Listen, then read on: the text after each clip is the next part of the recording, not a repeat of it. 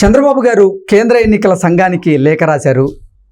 గత నెలలో సామాజిక పింఛన్ల విషయంలో జరిగినటువంటి తప్పిదాలు మళ్ళీ మేలో పునరావృతం కాకుండా చర్యలు చేపట్టాలంటూ చంద్రబాబు గారు కేంద్ర ఎన్నికల సంఘానికి లేఖ రాసినటువంటి నేపథ్యంలో ఈ అంశం మీద మనతో మాట్లాడేందుకు ప్రముఖ రాజకీయ విశ్లేషకులు, ప్రముఖ సీనియర్ జర్నలిస్ట్ సిఎస్ రావు గారు మనతో ఉన్నారు. సార్తో మాట్లాడదాం.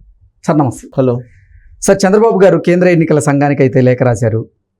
మే 1వ తేదీనైనా సరే సామాజిక పింఛన్దారులకు కరెక్ట్గా పింఛన్ అందేలా చేయండి, గతంలో జరిగినటువంటి కుట్రలు కుతంత్రాలు మళ్ళీ జరగకుండా నివారణ చర్యలు మీరు చేపట్టండి అంటూ కూడా ఆయన లేఖ రాసినటువంటి నేపథ్యంలో ఏంటి సార్, మే 1వ తేదీన ఏం జరగబోతోంది అంటే ఏం చెప్తారు? ఇప్పుడు ఏప్రిల్ 1వ తారీఖు నుంచి ఏప్రిల్ 10వ తారీఖు మధ్యలో ఏం జరిగింది అనేది గుర్తు చేసుకుంటే, అలాంటి సీను పునరావృతం కాకుండా ఉండాలంటే ఎలక్షన్ కమిషన్ చర్యలు తీసుకోవాలి అనేది ముందుగానే చంద్రబాబు నాయుడు అలర్ట్ చేస్తూ కేంద్ర ఎన్నికల సంఘానికి ఒక లెటర్ రాశారు. దాదాపు 15 పేజీల లెటర్ రాశారు. ఆ 15 పేజీల్లో పొందుపరిచినటువంటి అంశాలను కనుక చూస్తే, జగన్మోహన్ రెడ్డి ఏ విధంగా సామాజిక పెన్షన్ల విషయంలో రాజకీయ పరమైనటువంటి గేమ్స్ ఆడుతున్నారు అనేది వివరిస్తూ ఆ లెటర్ రాయడం జరిగింది. లెటర్ రాస్తూ మే 1వ తారీఖున ఖచ్చితంగా సామాజిక పెన్షన్ని ఇంటికి తీసుకువెళ్ళి, గతంలో ఏ విధంగా అయితే వాలంటీర్లు ఇంటికి తీసుకెళ్ళి ఇచ్చారో అదే తరహాలో ఇప్పుడు గ్రామ వార్డు సచివాలయాలకు సంబంధించినటువంటి ఉద్యోగులు, గ్రామ కార్యదర్శులు వీళ్ళు ఉన్నారు కాబట్టి వీళ్ళ ద్వారా ఖచ్చితంగా వాళ్ళ ఇళ్ళకి అందరికీ పంపించాలి. కానీ జీవో ఏముంది? మొన్న ఏప్రిల్ 1వ తారీఖు 10వ తారీఖు మధ్య జరిగినటువంటి ఈ పొలిటికల్ డ్రామా నేపథ్యంలో ఇచ్చినటువంటి జీవో ఏంటి? కేవలం మంచం మీద ఉన్నటువంటి వాళ్ళు, కదలలేనటువంటి వాళ్ళకి మాత్రమే ఇంటికి తీసుకెళ్ళి పెన్షన్లు ఇవ్వాలి, మిగతా వాళ్ళు వచ్చి గ్రామ వార్డు సచివాలయాలు తీసుకోవాలి అనేది జీవో. ఆ జీవో కాదు, మొత్తానికి గతంలో ఏ విధంగా అయితే వాలంటీర్లు ఇంటికి తీసుకెళ్లి పెన్షన్లు ఇచ్చేవాళ్ళు అదే తరహాలో పెన్షన్లు ఇప్పించండి అని చెప్పి ఒక లెటర్ రాశారు. దానికి కారణం ఏంటంటే, మే 13వ తారీఖున పోలింగ్, మే 13వ తారీఖున పోలింగ్ కాబట్టి వీళ్ళు మే పింఛను ఇవ్వకుండా అది విపక్షాల మీద నెట్టే ప్రయత్నం చేస్తారు. ఏప్రిల్లో జరిగింది అదే. విపక్షాల మీద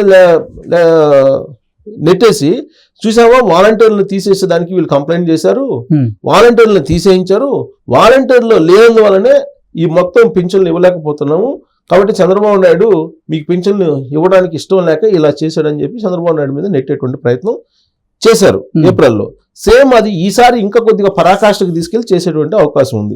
అందుకే ముందుగా గమనించినటువంటి చంద్రబాబు నాయుడు ఎలాగో తన మీద పెడతారని ముందుగానే అలర్ట్ అయిపోయి కేంద్ర ఎన్నికల సంఘానికి లెటర్ రాశారు. లెటర్ రాసి 1వ తారీఖున మే 1వ తారీఖున సామాజిక పెన్షన్లను ఇంటికి తీసుకువెళ్ళి పంచాల్సిందే అని చెప్పి లెటర్ రాయటం జరిగింది. అయితే ఇక్కడ మనం ఏప్రిల్లో ఏం జరిగింది అనేదాన్ని ఒకసారి రివీల్ చేసుకుంటే, ఏప్రిల్ 1వ తారీఖున పింఛన్ ఇవ్వాలి. ఏప్రిల్ 1 నుంచి 3 లోపల ప్రతి నెలలో, అంటే ప్రతి నెలలో 1వ తారీఖు నుంచి 3వ తారీఖు మధ్యలో ఇస్తూ ఉన్నారు పింఛన్లు, సామాజిక పెన్షన్లు.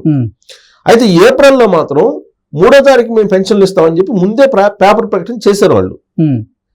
కానీ ఏప్రిల్ 1వ తారీఖు నుంచి గ్రామ వార్డు సచివాలయాలకి ఈ వయో వృద్ధులందరినీ కూడా తిప్పారు పెన్షన్ల కోసం, కావాలని తిప్పారు.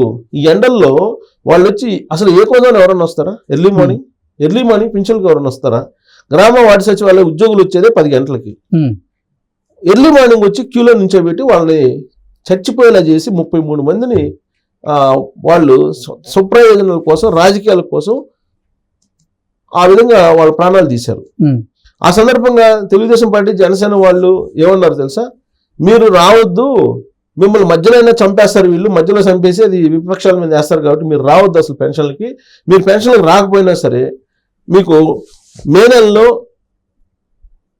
మీరు పెన్షన్ని జూన్లో కలిపి మేము ఇస్తాము, మేము అధికారంలోకి వస్తాము, జూలై 1న మొత్తం ఈ పెండింగ్ మొత్తం కూడా మేమే ఇస్తాము, మీరు వచ్చి వాళ్ళ చేతిలో ప్రాణాలను కోల్పోవద్దని చెప్పి తెలుగుదేశం పార్టీ వాళ్ళు చెప్తారు.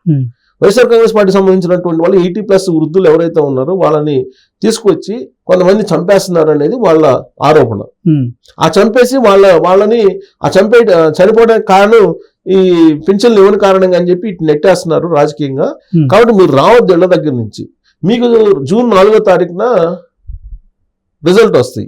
వచ్చిన తర్వాత ప్రమాణ స్వీకారం చేసిన తర్వాత జూలై 1వ తారీఖున ఈ పెండింగ్ పెన్షన్లతో పాటు జూలై పెన్షన్ కూడా మేము ఇస్తాం, మీరు రావద్దు దయచేసి, వచ్చి మీ ప్రాణాలు తీసుకోవద్దు అని చెప్పి చెప్పారు ఏప్రిల్లో. ఎవరు? తెలుగుదేశం పార్టీ, జనసేన వాళ్ళు. వైఎస్ఆర్ కాంగ్రెస్ పార్టీ ఆ నెలలో చేసింది ఏంది, అఫీషియల్గా 3వ తారీఖు తర్వాత ఇస్తామని చెప్పారు. ఎందుకంటే డబ్బులు లేవు ఖజానాలో. ఆ డబ్బులు ఖజానా నుంచి ఆర్బీఐ నుంచి విడుదలయ్యేటప్పటికి 5వ తారీఖు అయింది. 5వ తారీఖు నుంచి ఇచ్చారు. వాళ్ళకి తెలుసు ఖజానాలో డబ్బులు లేవని సంగతి. అయినప్పటికీ 1వ తారీఖు నుంచి వీళ్ళ వయోవృద్ధుల్ని గ్రామ వార్డు సచివాలయం నుంచి తిప్పి దాన్ని మేము వాళ్ళు ఎన్నికల కమిషన్ కంప్లైంట్ చేశారు, వాలంటీర్లు లేనందువల్లనే ఈ విధంగా జరిగిందని చెప్పి విజయవంతంగా తెలుగుదేశం పార్టీ జనసేన మీదకి నెట్టేశారు. అవన్నీ చూసిన తర్వాత ఇప్పుడు మే 1వ తారీఖున మీరు ఇవ్వాలి అని, మే 1వ తారీఖున ఇచ్చేటువంటి పరిస్థితి ఉండదు ఆంధ్రప్రదేశ్కి. రెగ్యులర్ ఎంప్లాయీస్కే జీతాలు ఇవ్వలేని పరిస్థితులు వాళ్ళు ఉన్నారు. ఖజానాలు డబ్బులు లేవు. ఖజానాలు డబ్బులు ఎక్కడ ఉన్నాయి? మళ్ళీ ఇప్పుడు ఏదో తాకట్టు పెట్టారు అంటున్నారు. ఇప్పుడు తాకట్టు పెట్టి ఏదో 3,000 కోట్లు ఏదో తీసుకొస్తున్నారని చెప్పి అంటున్నారు. మరి తీసుకొచ్చే ప్రయత్నం చేస్తున్నారో లేదో మనకి ఇంకా క్లారిటీ లేదు. మే 1వ తారీఖు ఇచ్చేటువంటి పరిస్థితి ఉందా అంటే దాదాపుగా 1వ తారీఖు ఇచ్చేటువంటి అంత సీన్ ఉండదు ఆంధ్రప్రదేశ్ ప్రభుత్వానికి. కారణం ఏంటంటే అప్పుల పాలైంది. ఎక్కడ అప్పు తీసుకురావాలో, ఏ విధంగా అప్పు తీసుకురావాలో వాళ్ళకి అర్థం కావట్లేదు. సరే ఈసారి ఏదో కొంత ఇన్ టైంకి వచ్చేటువంటి అవకాశం ఉందని చెప్పి అంటున్నారు. ఇన్ టైంకి వచ్చినా కానీ దాన్ని డిస్టర్బ్ చేసి కనీసం ఒక 4-5 తారీఖుల దాకా వాయిదా వేసే అవకాశం ఉంది. అందుకే ముందుగానే అలర్ట్ అయిపోయి చంద్రబాబు నాయుడు ఒక లెటర్ రాశాడు. 1వ తారీఖు ఎట్టి పరిస్థితుల్లో కూడా పెన్షన్లు ఇంటికి తీసుకెళ్లి ఇవ్వాలి. అది చీఫ్ సెక్రటరీ బాధ్యత. ఇప్పుడు జగన్మోహన్ రెడ్డి బాధ్యత కాదు, చీఫ్ సెక్రటరీ బాధ్యత అది. కాబట్టి చీఫ్ సెక్రటరీకి ఇప్పుడు అగ్ని పరీక్ష. చీఫ్ సెక్రటరీ కనుక 1వ తారీఖు కనుక ఇళ్ళకి తీసుకెళ్లి పెన్షన్లు ఇవ్వకుండా, లేదు మన ఏప్రిల్ లాగా 33 మంది చనిపోయారు కదా, రేపు మే నెలలో కూడా ఎవరైనా చనిపోతే అది చీఫ్ సెక్రటరీ బాధ్యత వహించాలి. యాక్చువల్ గా ఆ కారణం చేత చీఫ్ సెక్రటరీని బదిలీ చేయాలి, అసలు చేయలే. ఇప్పుడు మళ్ళీ మేలో కూడా అది కూడా రిపీట్ అయితే ఖచ్చితంగా చీఫ్ సెక్రటరీ మీద వెయిట్ పడేటువంటి అవకాశం ఉంది. అలాగే లా అండ్ ఆర్డర్ సిచ్యువేషన్ సంబంధించి ఏదైనా ప్రాబ్లం వచ్చినా కానీ రాజేంద్రనాథ్ రెడ్డికి బదిలీ వెయిట్ పడే అవకాశం ఉంది. అందుకే ఇప్పటి నుంచి ముందుగానే అలర్ట్ చేస్తూ కేంద్ర ఎన్నికల కమిషన్ ఒక లెటర్ రాశాడు చంద్రబాబు నాయుడు. ఆ లెటర్ తో పాటు ఇంకోటి కూడా మెన్షన్ చేశారు. 15 పేజీల లెటర్ లో వాలంటీర్లు ఎవరినైతే తొలగించారో తొలగించినటువంటి వాలంటీర్లని ఎన్నికల ప్రక్రియకి దూరంగా ఉంచాలి. వాళ్ళు రాజీనామా చేసినప్పటికి కూడా మూకుమ్మడి రాజీనామాలు చేయించారు. మొత్తం 2,60,000 మంది వాలంటీర్లు ఉంటాయి సుమారుగా. వాళ్ళల్లో మూకుమ్మడి రాజీనామాలకు వైఎస్ఆర్ కాంగ్రెస్ పార్టీ పిలుపునిస్తే 60,000 మంది మాత్రమే రిజైన్ చేశారు ఇప్పటి వరకు. ఇది వైఎస్ఆర్ కాంగ్రెస్ పార్టీ పిలుపు మేరకు. ఈ 60 ఎవరైతే రిజైన్ చేశారో వాళ్ళని ఏజెంట్లుగా కానీ, కౌంటింగ్ ఏజెంట్లుగా కానీ, పోలింగ్ ఏజెంట్లుగా కానీ కూర్చోబెట్టడానికి అవకాశం లేకుండా చెయ్యండి అని చెప్పి ఎలక్షన్ కమిషన్ ఒక ఫిర్యాదు చేశారు తెలుగుదేశం పార్టీ వాళ్ళు. కాబట్టి 60,000 మందిలో ఇప్పుడు ఏజెంట్లుగా కూర్చోడానికి లేదు, కౌంటింగ్ ఏజెంట్లుగా వెళ్ళడానికి లేదు, ఏమీ లేకుండా వాళ్ళకి ఒక ఆర్డర్ పాస్ చేయండి అని చెప్పి ఒక రిక్వెస్ట్ చేశారు. అంటే ముందు చూపుగా వైఎస్ఆర్ కాంగ్రెస్ పార్టీ వాళ్ళు ఏమేమి డ్రామాలు వేస్తారు, ఏమేమి ఆటలాడతారని తెలుసుకున్న తర్వాత ముందు చూపుగా చంద్రబాబు నాయుడు కేంద్ర ఎన్నికల సంఘానికి లెటర్ రాశాడు. మరి కేంద్ర ఎన్నికల సంఘం నుంచి ఎలాంటి నోటీసులు వస్తాయి సిఎస్కి, చీఫ్ సెక్రటరీకి తిరుగు రిప్లై. చీఫ్ సెక్రటరీ కనుక 1వ తారీఖు పెన్షన్లు కనుక ఇంటికి తీసుకెళ్ళి ఇవ్వకపోతే ఇప్పుడు ఆల్రెడీ జీవో ప్రకారం ఎవరైతే రాగలరో వాళ్ళు వచ్చి తీసుకోవాలి. అలా కాకుండా మీరు ఇంట్లోకి తీసుకెళ్ళి ఇవ్వండి అని చెప్తున్నారు. కాబట్టి ఇళ్ళకి తీసుకెళ్ళి ఇవ్వకుండా మొన్నట్లాగానే కనుక ప్రాణాలు కోల్పోయేలాగా పరిస్థితి తీసుకొస్తే మాత్రం గందరగోళం అయ్యే అవకాశం ఉంది. ఓకే.